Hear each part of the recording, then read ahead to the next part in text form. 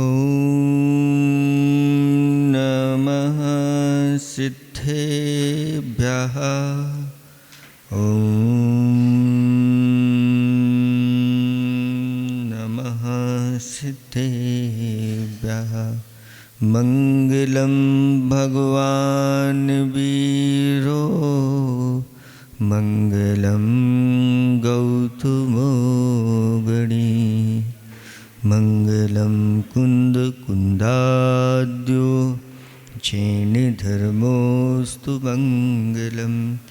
सर्वमङ्गलमाङ्गल्यं सर्वकल्याणकारकं प्रधानं सर्वधर्माणां जैनं चयतु शासनम्।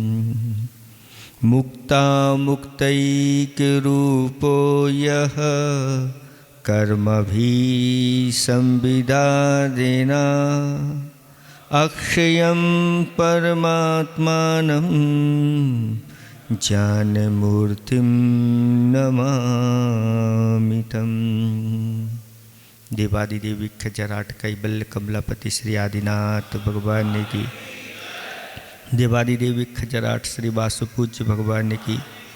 देवादिदेवी खजराट वर्तमान शासनक महावीर भगवान की जय।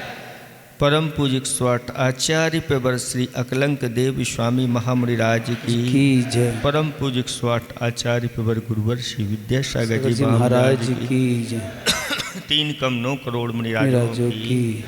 बोलो विमल सागर जी महाराज की जय। बोलो मुनि संघ की जय। पाठ करेंगे। सोस्त्यात्मा सोपि योगोऽयं कर्माध्येतु फलावह। योग्राह्योग्राह्यनाद्यन्ता स्थित्युत्पत्तिव्ययात्मकः। प्रमेयत्वादिभिर्धर्मैः रचिदात्मा चिदात्मका। ज्ञान दर्शन तस्तस्मात् चेतना चेतनात्मका। ज्ञानाद् भिन्नो न चाभिन्नो भिन्ना भिन्ना कथंचन। ज्ञानं पूर्वापरिभूतं सोऽयमात्मेति कीर्तिता। सुदेह प्रमितश्चायं ज्ञानमात्रोऽपि नैविषः। ततः सर्वगतश्चायं विश्वव्यापी न सर्वथा। नानाज्ञानस्वभावत्वात् एको नेकोऽपि नैव सः। चेतनैकस्वभावत्वात् एकानेकात्मको भवेत्। सवक्तव्यस्वरूपाद्यैर्निर्वाच्य परभावतः। तस्मान्नैकान्ततो वाच्यो नापि वाचामगोचरः। सस्याद्विधि निषेधात्मा स्वधर्मपरधर्मयो। समूर्तिर्बोधमूर्तित्वादमूर्तिश्च विपर्ययात्। इत्यादनेकधर्मत्वं बन्धमोक्षौ तयोः फलम्। आत्मा स्वीकुरुते तत्तत् कारणैः स्वयमेव तु। कर्ता भोक्ता तत्फलानां स एव तु। वैरन्तरूपायाभ्यां तेषामुक्तत्वमेव हि। सद्दृष्टिज्ञानचारित्रमुपाया स्वात्मलब्धये। त्वत्ते यथात्मसंस्थितमात्मनो दर्शनं मतं। यथावत् वस्तु निर्णीतिः सम्यक् ज्ञानं प्रदीपवत्। तत्स्वार्थव्यवसायात्म कथंचित् प्रमिते पृथक्। दर्शनज्ञानपर्याये सूत्रोत्तरभाविषु स्थिरमालम्बनं यद्वा माध्यस्थं सुखदुःखयो ज्ञातादिष्टास्मेकोऽहं सुखे दुःखे न चापरः इतीदं भावनादार्ह्यं चारित्रमथवा परं तदेतन्मूलहेतुः स्यात् कारणं सहकारिकं यद्बाह्यं देशकालादि तपस्य बहिरङ्गिकम् इतीदं सर्वमालोच्य सौस्थे दौस्थे च शक्तितः आत्मानं भावये नित्यं रागद्वेषविवर्जितं कषायैरञ्जितं चेतस्तत्त्वं नैवावगाहते नीलीरक्तेऽम्बरे रागो दुराधेयो हि कौङ्कुमः ततस्त्वं दोषनिर्मुक्त्यै निर्मोहो भव सर्वतः उदासीनत्वमाश्रित्य तत्त्वचिन्तापरो भव। बस बस बस। 18वें नंबर का कल छंद हुआ था और उसमें ये कहा गया था कि तुम शुद्ध आत्म तत्व को प्राप्त करना चाहते हो, अपने शुद्धात्मा को पाना चाहते हो, तो पहले उसके साथ लगे हुए जो दोष हैं, उन दोषों की मुक्ति के लिए क्या करना है? तो कहा निर्मोह पहले हो जाओ। निर्मोही व्यक्ति ही अपने दोषों को नष्ट कर सकता है और निर्मोही होकर के फिर उदासीन हो जाओ, उदासीनता का आश्रय ले लो और उदासीन होते हुए तत्व चिंतन में तत्पर हो जाओ। इतना कह दिया था। इसके बाद अब तत्व चिंतन है, तो चिंतन में भी और आगे क्या करना है बताते। हेयो पादेय तत्वस्य, हेयोपादेय तत्वस्य स्थितिं विज्ञाय हेयतः, स्थितिं विज्ञाय हेयतः निरालंबो भवान् यस्मा, निरालंबो भवान् यस्मा दुपेये सावलंबनः, दुपेये सावलंबनः हेयोपादेय तत्वस्य स्थितिं विज्ञाय हेयतः निरालंबो भवान् यस्मा दुपेये सावलंबनम्। पढ़ो एक साथ।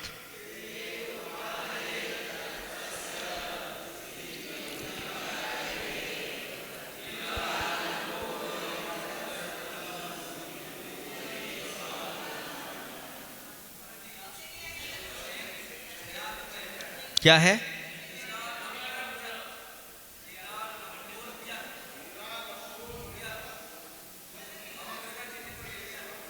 अच्छा ऐसा होगा। इसमें निरालंबो भवान यस्मा, ठीक है, हो सकता है पाठांतर हो सकता है।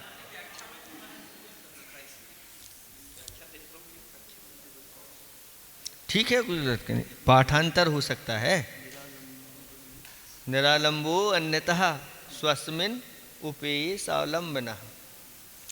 इसमें निरालंब है ना, ऋणालंबो भव, निरालंब हो करके अन्यत और से उपेय सावलंबनम, ज़्यादा अंतर नहीं है। अपने से भिन्न ये तत्वों से आलंबन रहित होकर के अपने स्वरूप में आलम्ब सहित हो जाओ। ठीक है, रखी देखते हैं। देखें क्या कह रहे हैं यहाँ पर। हे उपादेय तत्वस्य, हे और उपादेय तत्व की स्थिति में यानी स्वरूप को विज्ञाय मतलब जान करके, सबसे पहले हे क्या है, उपादेय क्या है, इसको जान लिया।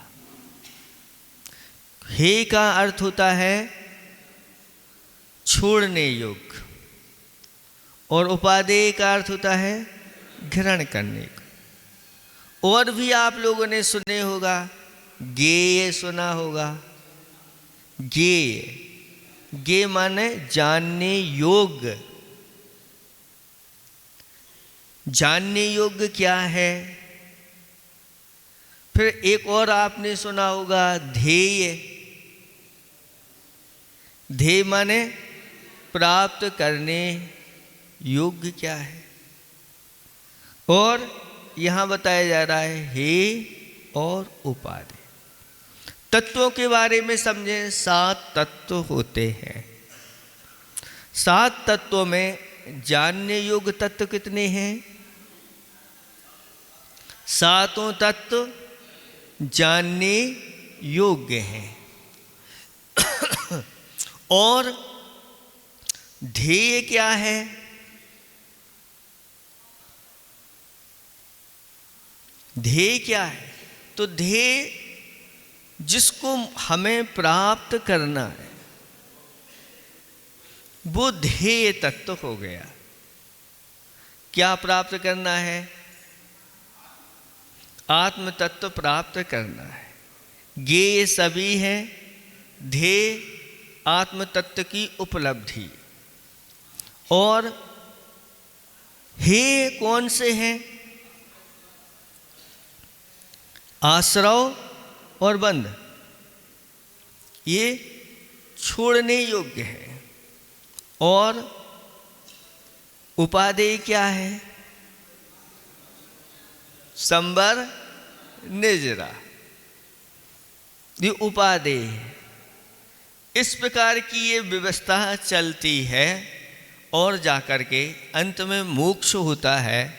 वह शुद्धात्म तत्व की प्राप्ति हो गई तो मोक्ष की प्राप्ति भी हो जाती है।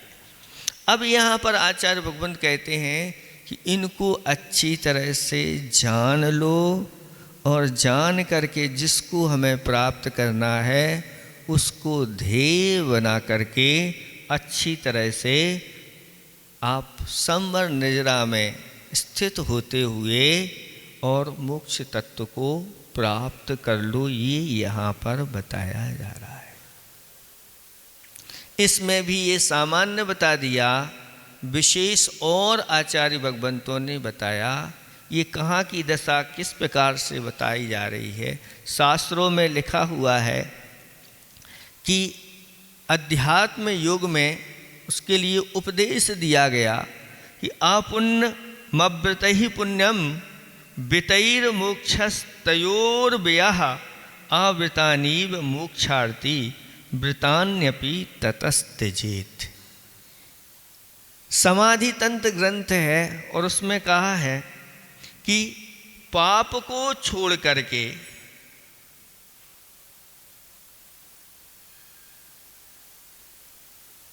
अपुण्यम आवृत ही, ऐसा कहा जा रहा है, यानी आवृतों के द्वारा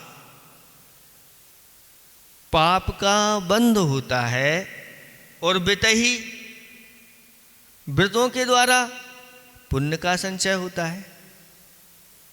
आवृतों के द्वारा पाप का संचय होता है, व्रतों के द्वारा पुण्य का संचय होता है।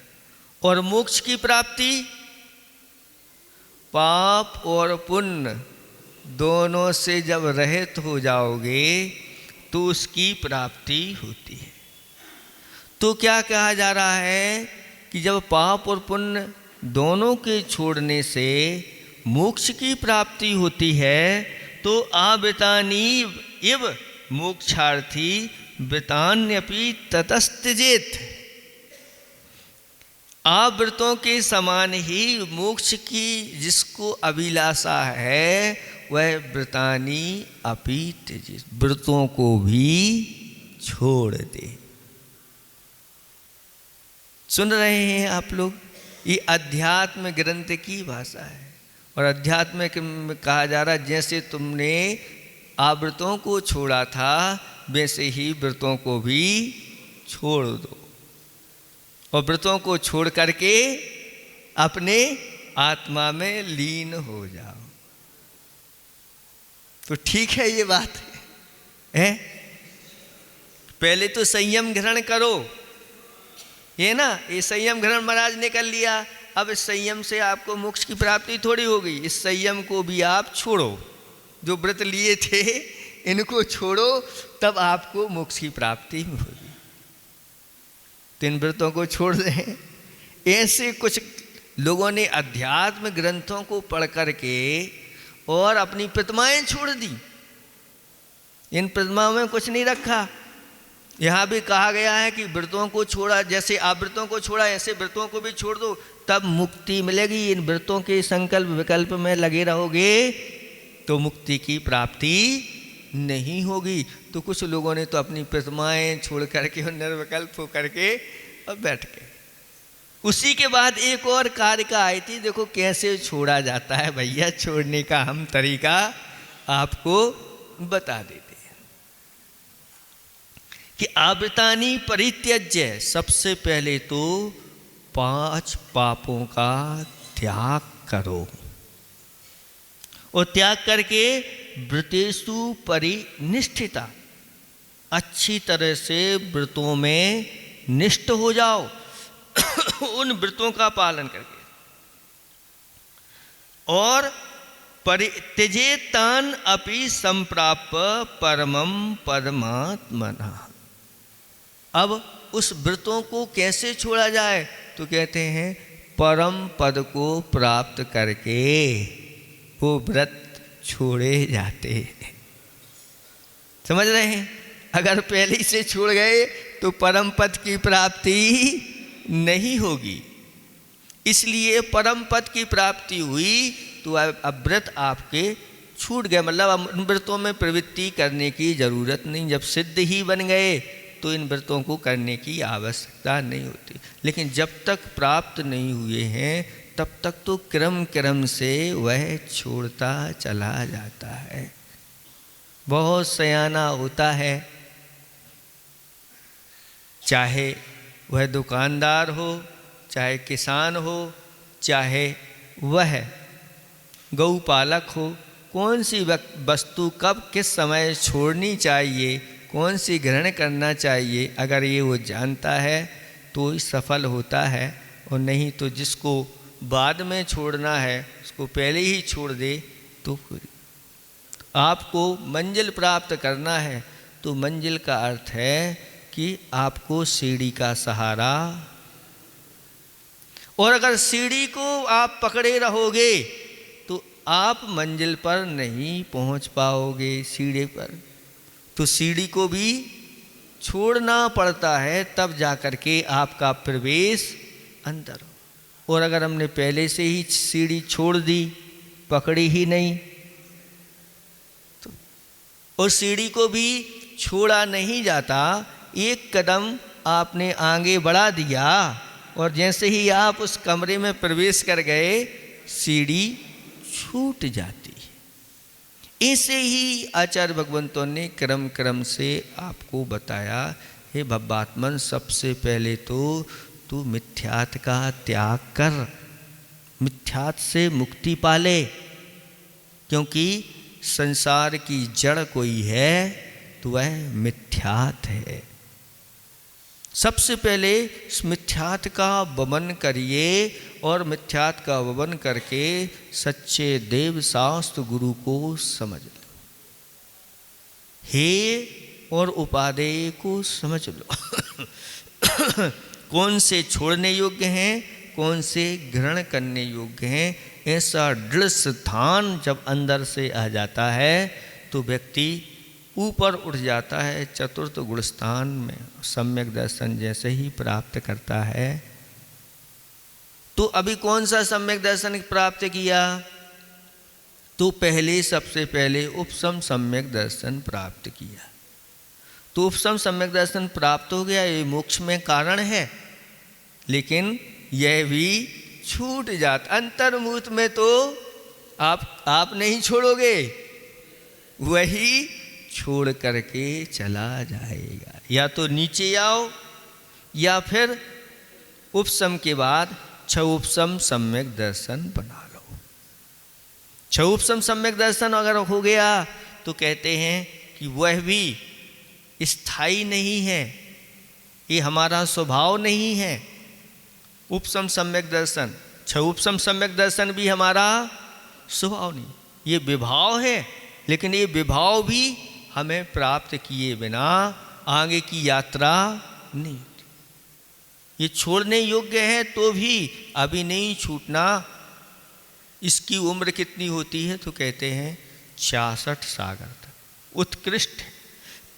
वह आपके साथ बना रह सकता है। इसके बाद क्या होगा? इसके बाद फिर वह या तो नीचे आएंगे या फिर छायक सम्यक दर्शन आप प्राप्त करिए। और एक बार छायक सम्यक दर्शन प्राप्त हो गया तो फिर अब ये स्थायी हो गया। अब इसको छोड़ने की ज़रूरत नहीं, क्योंकि यह आपका स्वाभाविक एक गुण प्रकट है या उसकी पर्याय प्रकट हो गई। अब क्या करोगे? अब चतुर्थ गुण स्थान में ये 3 चीज़ें प्राप्त हो गई। लेकिन आचार्य भगवान कहते हैं चतुर्थ गुण स्थान के योग यानी सम्यक के योग आपका आचरण भी होना चाहिए। तो 25 दोष बताए। 8 मद का त्याग करो, 8 संकादी दोषों का त्याग करो, 6 अनायतन का त्याग करो, 3 मूढ़ताओं का त्याग करो। ये दोष हैं, ये दोष छोड़ने योग्य हैं। और ग्रहण करने योग्य क्या हैं? कि 8 अंग हैं, वो ग्रहण करने योग्य होते हैं। उन 8 अंगों के साथ पालन करते हुए ये हो गया। लेकिन अभी इतने से मुक्ति मिली है, अभी असंयम से मुक्ति नहीं मिली। ऐसे बहुत सारे जीव हैं जिन्हें इस मिथ्यात से मुक्ति तो मिल गई। कितने हैं? तो नरकों में असंख्यात जीव हैं जिन्हें मिथ्यात से मुक्ति मिल गई। त्रियंचों में भी असंख्यात जीव हैं जिन्हें मिथ्यात से मुक्ति मिल गई। मनुष्यों में भी संख्यात जीव हैं जिन्हें मिथ्यात से मुक्ति मिल गई। और देवों में भी असंख्यात मिथ्या से, लेकिन अभी असंयम से मुक्ति नहीं मिली। जब तक चतुर्थ गुण स्थान में रहते हैं असंयम, पंचम गुण स्थान में भी पहुंचते हैं तो भी अभी पूरे असंयम से मुक्ति नहीं मिलती। बहुत एक मात्र संकल्पित रस हिंसा का त्याग होता है, एक अविरति का त्याग होता है, बाकी 11 अविरति उनकी भी विद्यमान रहते हैं। तो और अगर ऊपर सकल संयम को ग्रहण कर लिया तो क्या हुआ? 6ठे गुण स्थान में अगर आते हैं तो किससे मुक्ति हो जाती है? तो कहते हैं असंयम से भी मुक्ति हो गई, लेकिन अभी प्रमाद से मुक्ति नहीं। 6ठे गुण स्थान में है तो प्रमाद विद्यमान है। 6ठवें गुण स्थान से ऊपर जितने भी मुनिराज हैं वो सब अप्रमत्त कहलाते हैं। और जैसे ही 7वें गुण स्थान आदि में पहुंच जाते हैं तो उनको प्रमाद से भी मुक्ति मिल जाती है। प्रमाद के बाद फिर कसाय अभी विद्यमान है। प्रमाद से मुक्ति तो मिल गई, लेकिन अभी कसाय 10वें या 11वें गुणस्थान तक विद्यमान रहती तो अभी कसाय से मुक्ति नहीं मिली। और जैसे ही 12वें गुणस्थान में पहुंचते हैं तो कसाय से भी मुक्ति हो जाती।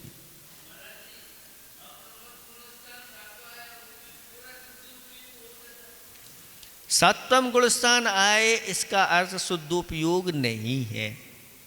शुद्धोपयोग सप्तम गुणस्थान से प्रारंभ हो जाता है, लेकिन सप्तम गुणस्थान में ही शुद्धोपयोग हो ऐसा नहीं।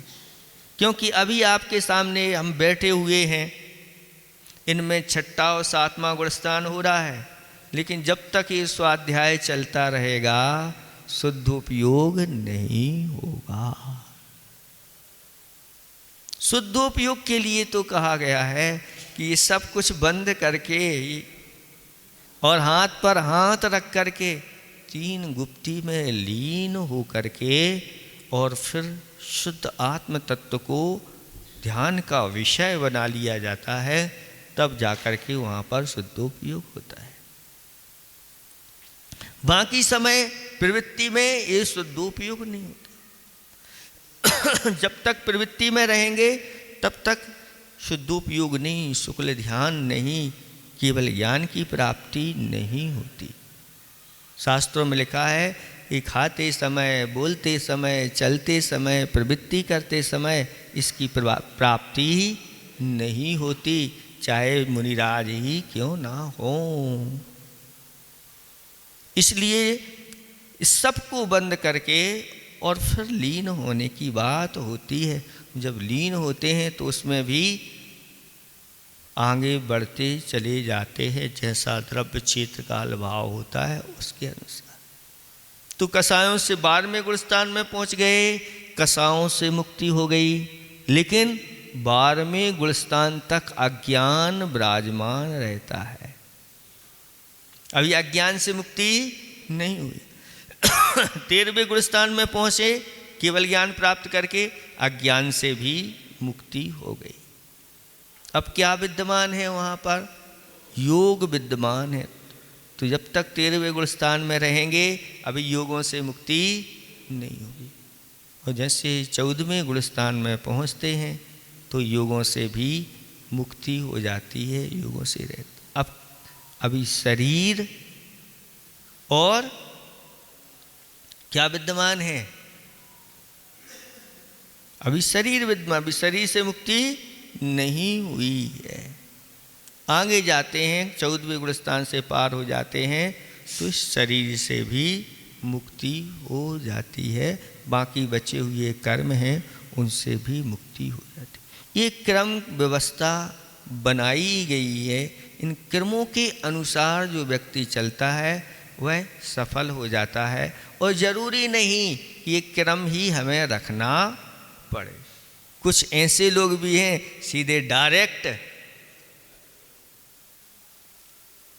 ना पहली प्रतिमा ना दूसरी प्रतिमा, सीधे डायरेक्ट 11वीं प्रतिमा धारण कर लेते हैं।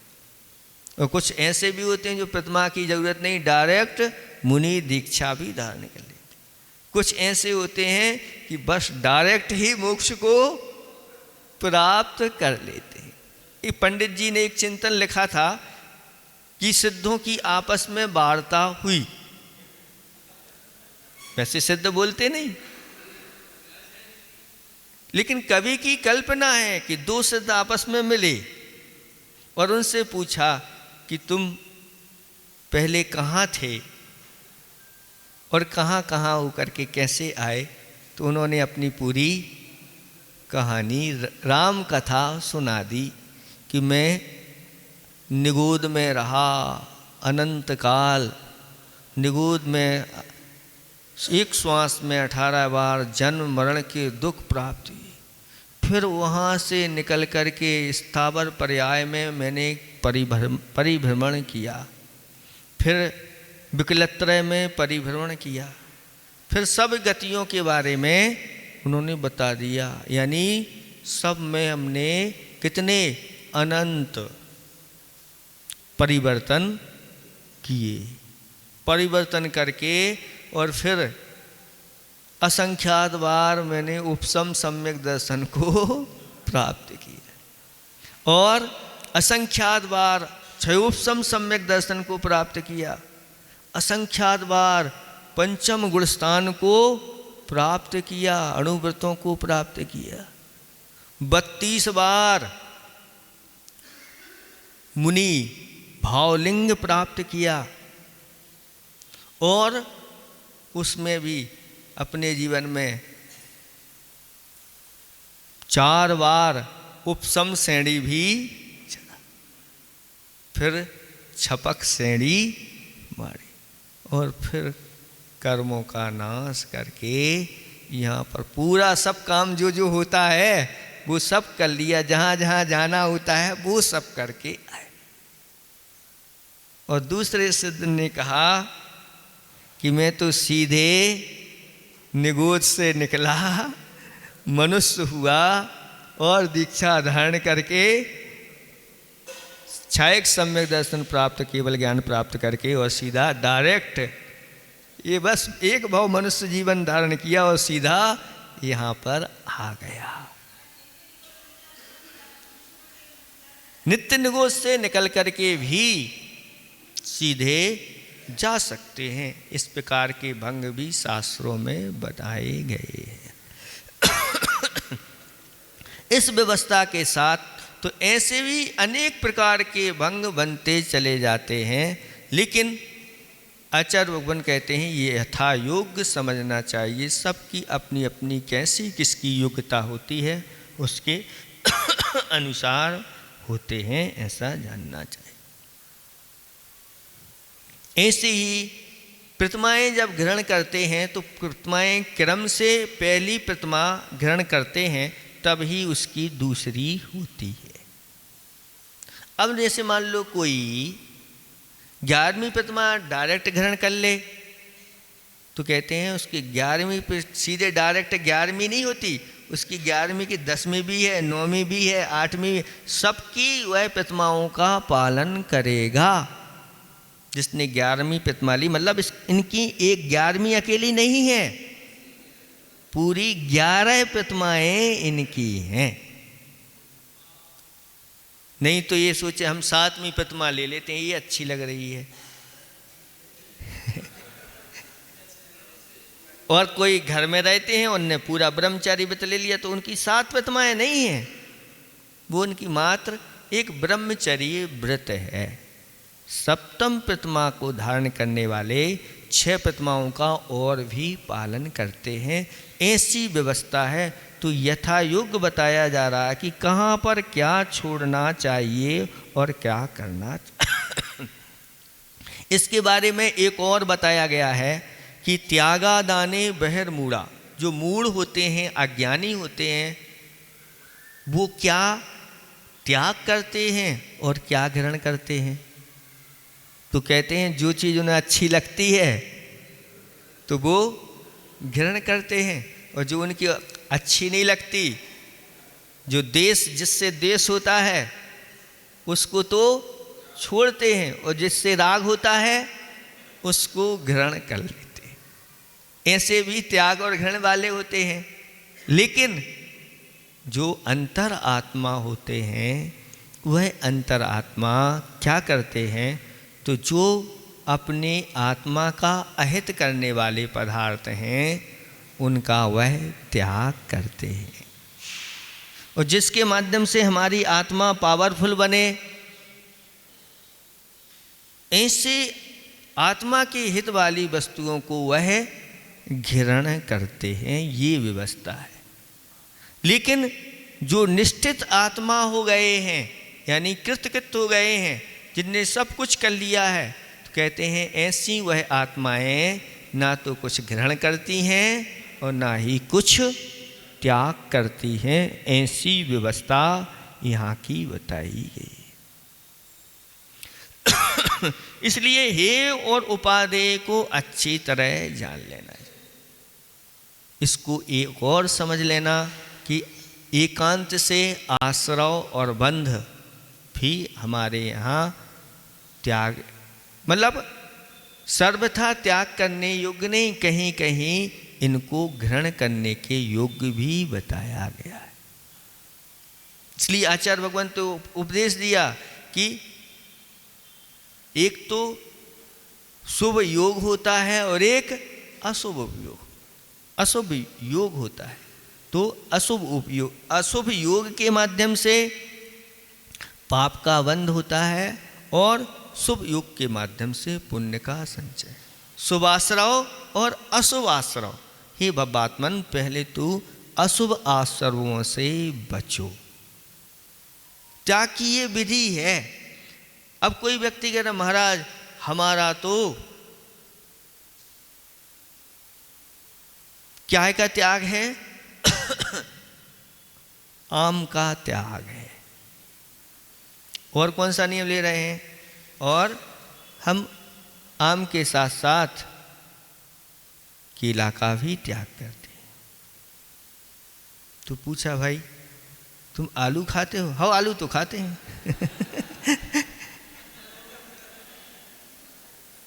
तो आलू खाते हो और आम और केला का त्याग क्यों कर रहे हो? अच्छे नहीं लगत महाराज, अच्छे नहीं लगते इसलिए हम इनका त्याग कर रहे हैं। तो ये त्याग का क्रम नहीं है। पहले आप जो अवक्ष हैं, हमारे लिए दुर्गति में ले जाने वाले हैं, उनका पहले आप त्याग करिए। इन चीज़ों का पहले से त्याग करने के लिए आप तैयार। हम दूध नहीं पिएंगे महाराज, आज से नियम ले रहे। क्यों? फिर बताते हैं महाराज हमें दूध अच्छा नहीं लगता, हम तो चाय, पहले चाय का आप त्याग करिए, फिर इसके बाद दूध का नंबर आए। कौन सी चीज़ कहाँ पर कैसे त्याग करने योग्य है, इसको अगर नहीं समझते तो हम बहुत बड़े नुकसान में या घाटे में चले जाते हैं। इसलिए सबसे पहले अवक्षों का त्याग कराया जाता है। अवक्ष का त्याग करने के बाद फिर भक्ष में भी आप त्याग कर सकते हैं। ये कौन सी चीज़ हमें आवश्यक है, कौन सी अनावश्यक नहीं, उसके प्रति हमारी आसक्ति कम करने के लिए भक्ष का भी त्याग कर देते। बहुत सारे लोग ऐसे होते बस गिनती की इतनी हरी लेते हैं, बस इन हरी के अलावा मैं नहीं लूँगा। क्यों नहीं लेते? आप तो बहुत सारी भक्ष लेने योग्य हैं। वो कहता नहीं, हमारा उनके प्रति भी राग नहीं, उनके प्रति भी हमारी आसक्ति नहीं, इसलिए हम उनका त्याग कर रहे हैं और इतने ही लेकर के काम चल जाता है। तो ये क्रम होता है कब कौन सा त्याग करना। अब आश्रव तत्व अगर वह पूर्ण रूप से त्याग हो जाए तो फिर हो ही नहीं सकता। अभी आप ग्रस्त जीवन में हैं और आपके मन वचन काया प्रवृत्तियाँ निरंतर होती रहती हैं।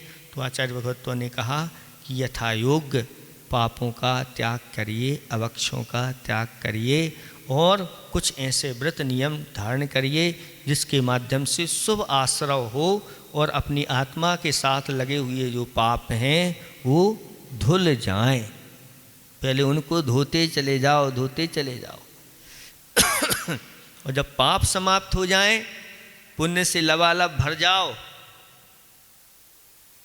तो भी उनको छोड़ना नहीं। जब तक आयु कर्म है तब तक उस पुण्य को अपने साथ में रखो, और जब आयु कर्म समाप्त होने को हो जाता है तो पुण्य प्रकृतियाँ भी समाप्त हो जाती है। उन सब से छुटकारा होकर के कृतकृत हो जाते हैं, सिद्ध परमेष्ठी बन जाते हैं। इसलिए अपनी बुद्धि के माध्यम से इन सब चीज़ों को देखो, हमारे साथ कौन सी चीज़ें छोड़ने योग्य हैं, कौन साध्य हैं, कौन साधन हैं, आदि आदि इनका सबका ज्ञान होना चाहिए। संयोग जो होता है, हमारा संयोग किसके साथ है? अजीब के साथ संयोग है, और संयोगी भाव के लिए आश्रव और बंध कारण बन जाते हैं।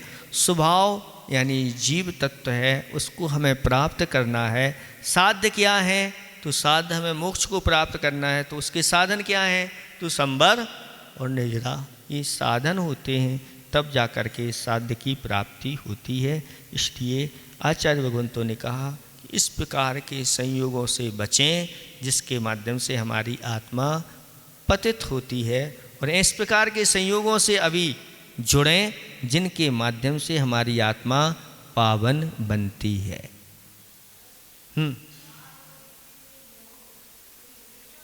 ये राग रति, राग की परिणति है ना, रति कहलाती है, और देश की परिणति अरति। ये राग देश में ही इनकी गिनती हो जाती है, राग की ही ये पार्टी है। और एक देश की पार्टी होती है, दो पार्टी हैं। राग की पार्टी राग को बढ़ाती है, देश की पार्टी देश को बढ़ाती है। ये राग देश की पार्टी में शामिल हो जाते हैं। हास्य ये राग की पार्टी में शामिल हो जाता है और रति ये राग की पार्टी में है। अरति और देश, अरति और जुगुप्सा ये देश की पार्टी में चले जाते हैं। मान, क्रोध और मान ये देश की पार्टी में चले जाते हैं। इनकी सबकी अलग अलग पार्टी बनी हुई है। 9 कसायों में से 5 कसाएं, 9 कसायों में से 9 कसाएं राग में चली जाती हैं और 9 कसाएं देश में चली जाती हैं। और 4 क्रोध मान माया लोभ में से 2 देश में चली जाते हैं और 2 राग में।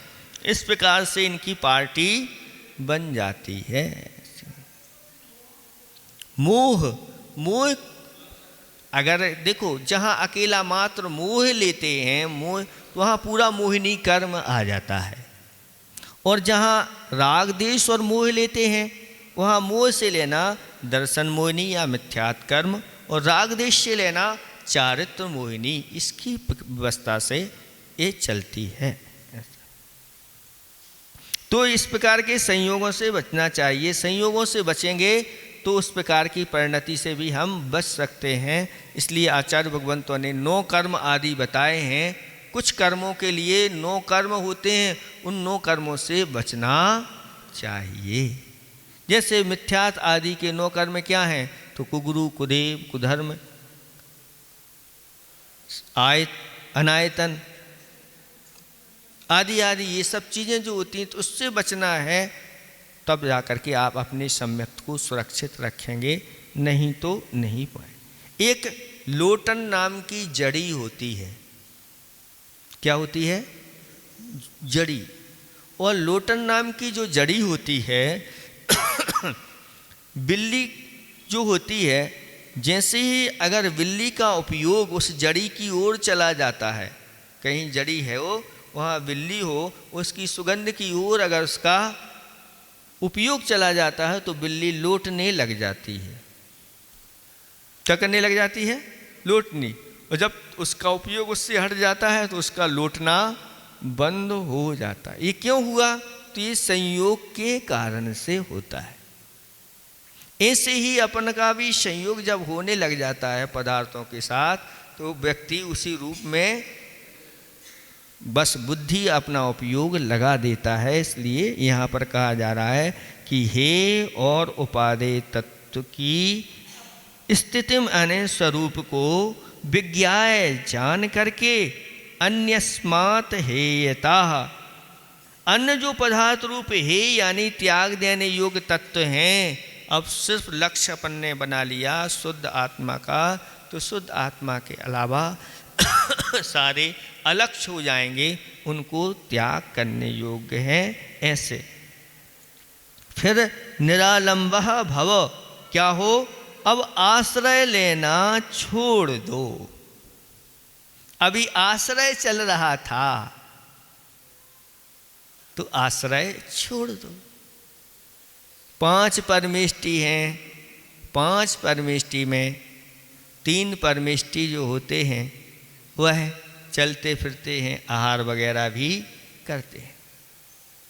तो अब वह कहता है कि पहले कहा कि 5 परमेष्टि में 5 परमेष्टि का ध्यान करो, तो वह कहता है 5 परमेष्टि में 3 परमेष्टि तो प्रवृत्ति आदि करते हैं, इसलिए मैं उनका ध्यान नहीं करूँगा। जो निर्वृत्ति है उनका ध्यान।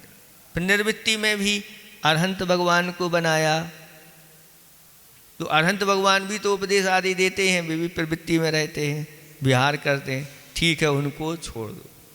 तब किसको बना लो? सिद्ध परमेष्टि को बना लो।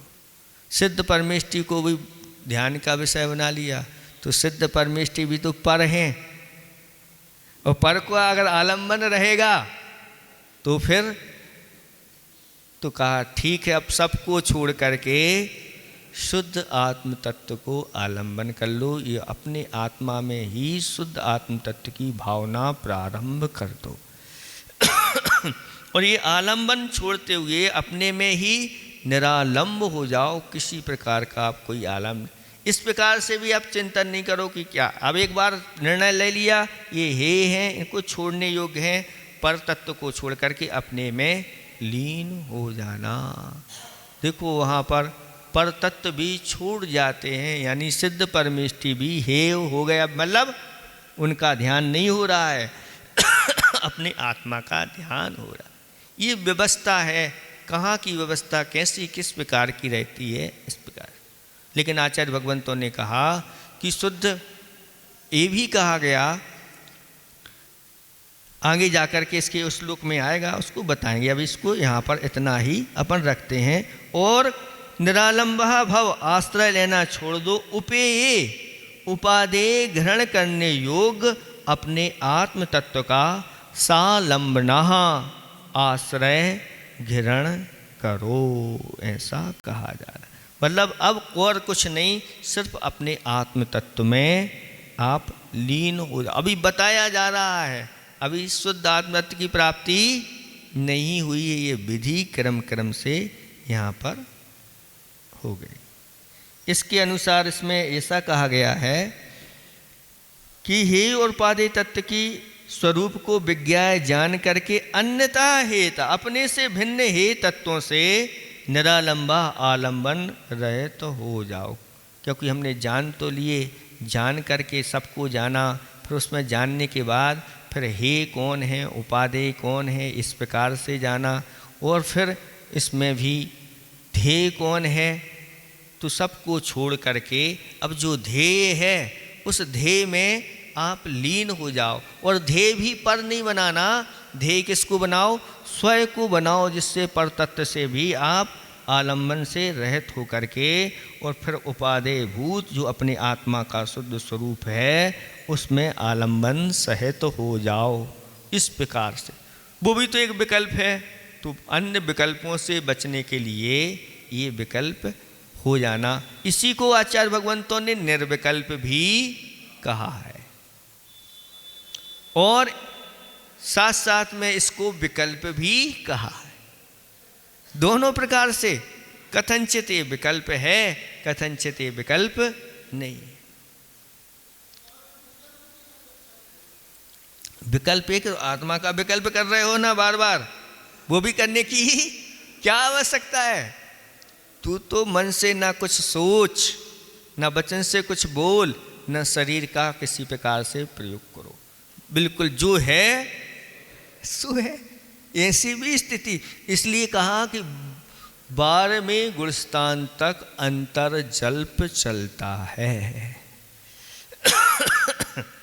बाहरी जल्प तो बंद हो गए, लेकिन भीतरी जल्प तो, और अंतर जल्प जो चल रहा है वो अंतर जल्प भी अभी आत्मा में नहीं स्थिर कर रहा है। कुछ ना कुछ इस प्रकार से सुत का आलंबन लिया जा रहा है।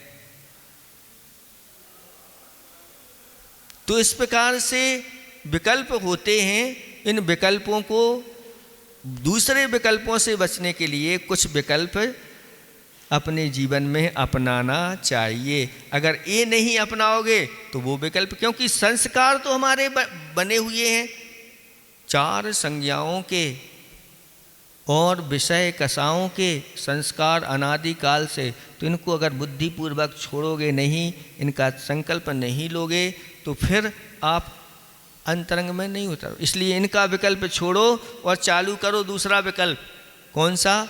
जो अपने आत्मा के स्वरूप का विकल्प है कि मैं ज्ञाता दृष्टा एक शुद्ध बुद्ध स्वरूप अविनश्वर अविनाशी, इस प्रकार से नित्य स्वरूपी आदि आदि ये विकल्प चालू हो जाएगा तो वो विकल्प चालू खत्म हो जाएगा।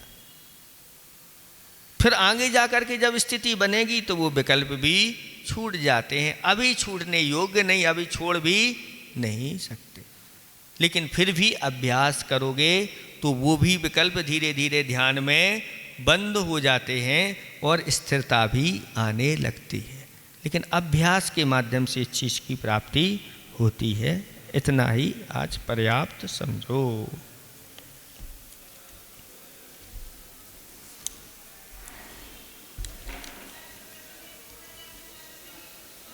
है